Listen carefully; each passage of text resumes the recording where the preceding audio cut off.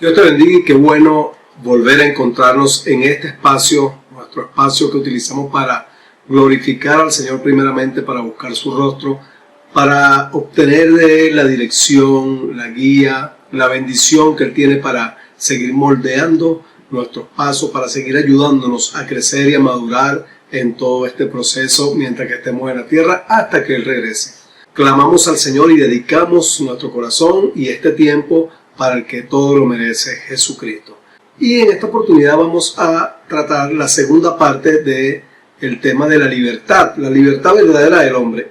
Hoy vamos a ver lo que es la libertad del cristiano.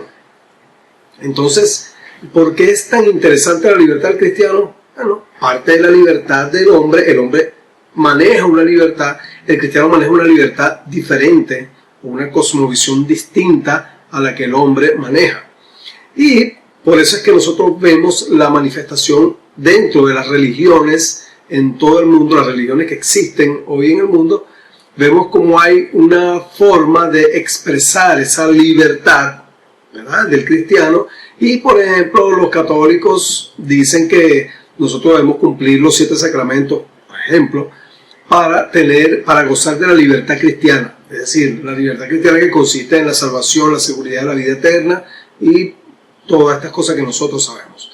Para los hindúes, por ejemplo, ellos dicen que el karma es importantísimo, que las personas deben superar sus karmas. Por ejemplo, los judíos dicen que es importantísimo la ley, la Torá, el cumplimiento estricto de la ley para poder asegurarse de esa paz, de esa seguridad, de esa libertad que el Señor le ofrece.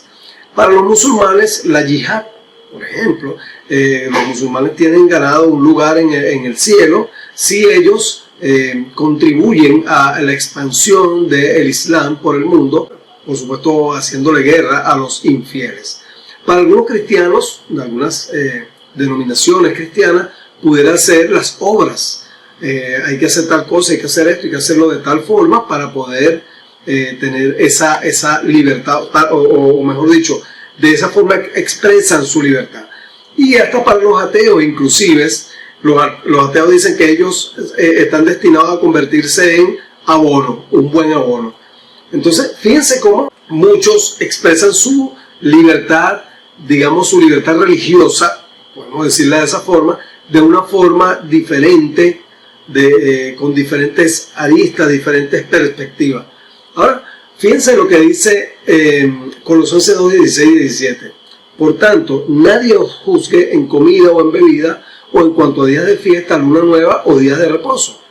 Y estos que está exponiendo el apóstol Pablo aquí son cuestiones que la religiosidad del momento, por supuesto lo que era predominante dentro del cristianismo para ese momento era el judaísmo, pero además una serie digamos, de torcimientos del evangelio que se habían también, se habían formado su propia religión y estaban también contaminando la libertad cristiana. Entonces por eso él dice que nadie os juzgue por comida. O sea, no necesariamente nosotros para ser salvos, o si somos salvos tenemos que ser vegetarianos, o tenemos que ser solamente, no sé, veganos, X. Nadie nos puede juzgar por eso. El día de fiesta, por ejemplo, las celebraciones que se realizaban en el pueblo hebreo, que tenían todo un significado extraordinario, y además los días de reposo o los días de luna nueva. Todas estas cosas, dice el apóstol Pablo en este capítulo 2 de Colosenses, que todas esas cosas eran sombra de lo que había de venir, que lo que hizo realidad eso fue Cristo. Es decir, Cristo cumplió con todas las representaciones simbólicas que manejaban las fiestas judías en su momento. Y además el pueblo israelita, que debía vivir de cierta forma, comer ciertos alimentos, vestir de tal forma y comportarse de tal manera, para ese momento en su contexto, significaba que ellos eran un pueblo diferente a los demás que estaban alrededor de ellos. Nosotros lo asumimos desde otra perspectiva.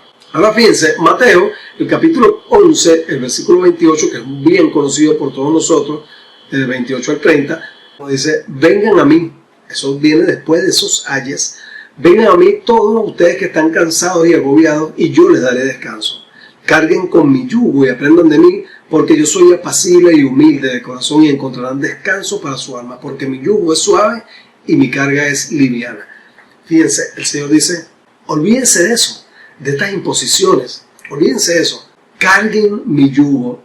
Mi yugo es, vivan de la forma que yo viví, cumplan de la forma que yo cumplí, caminen en esta tierra de la forma en que yo caminé, lleven mi yugo, imítenme. Fíjense, y nosotros como seres humanos siempre tendemos a llevar al extremo nuestras concepciones de la vida, nuestras concepciones filosóficas de la vida. Y entonces, por ejemplo, en la parte de la libertad, vemos el extremo religioso, por ejemplo. Nosotros podemos facilito identificarlo con los talibanes en Afganistán. Pero ve cómo tienen las mujeres allá, una broma que tengan una rejillita solamente para ver, totalmente sometidas en todos los sentidos. Pero vemos el otro extremo occidental es el libertinaje. Es donde cada quien, las mujeres se visten como les da la gana, inclusive las cristianas van y hacen, viven su vida como les da la gana, o los jóvenes, o los pastores, o los ministros, o lo que se supone que son cristianos, entonces nos vamos hacia el otro extremo, porque somos libres. Y eso es lo que le encanta a la gente decir. Fíjense que Carlos Kinsey expresó una frase bien importante que dice, hay dos clases de libertades. Libertad para hacer lo que queremos y libertad para hacer lo que debemos.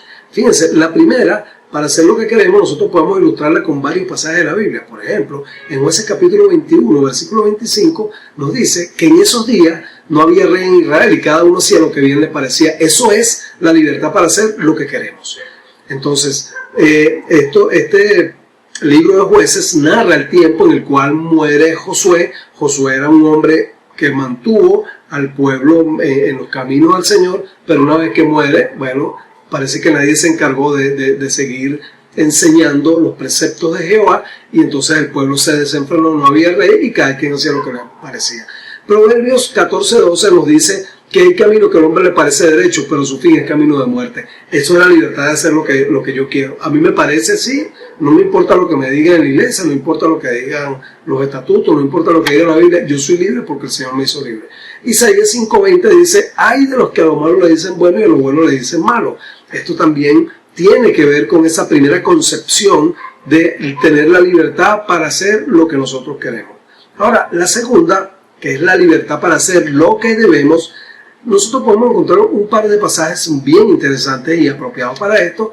Primera de Pedro 2:16 nos dice, andad como libres, pero no usen la libertad como pretexto para la maldad, sino empleadla como siervos de Dios. Es decir, aquí no vale de una persona decir, hermano, a mí no me digas nada, yo soy libre en Cristo Jesús. Si mi libertad te molesta, ese es problema tuyo. Ve a ver cómo tú lo tomas, pero esa es mi libertad.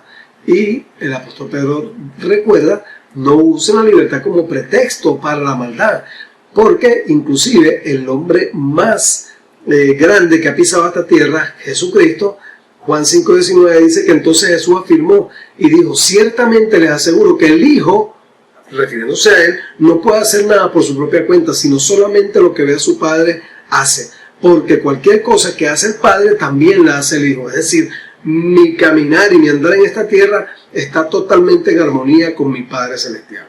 La libertad cristiana, a final de cuentas, está parametrizada. Es decir, el Señor, por ejemplo, en Efesios capítulo 5, capítulo 6, nos da ciertos parámetros de comportamiento. Habla acerca de cómo se deben comportar los esposos, las esposas. En el capítulo 6, cómo se deben comportar los hijos, cómo se deben comportar los padres con los hijos, los esclavos o los empleados con sus señores, con sus jefes, y los jefes con sus empleados. Es decir, nosotros sí realmente somos libres, pero no podemos utilizar nuestra libertad para, de manera equivocada, hacer lo que a nosotros nos parezca. Finalmente, ¿vale la pena renunciar a la libertad nuestra real, la libertad cristiana, por desobediencia o por rebeldía o por querer ser independiente de todo el mundo y de Dios? ¿Vale la pena eso? ¿Poner en riesgo mi verdadera libertad cristiana? Pregunto, ¿valora usted su libertad o piensa volver a esa libertad que le ofrecía el diablo, tipo el pueblo de Israel: oye, nos trajiste a este desierto para que muriésemos de hambre, nos hubiese dejado en Egipto donde nosotros nos sentábamos con las ollas de carne. ¿Será que nosotros estamos poniendo en riesgo nuestra libertad?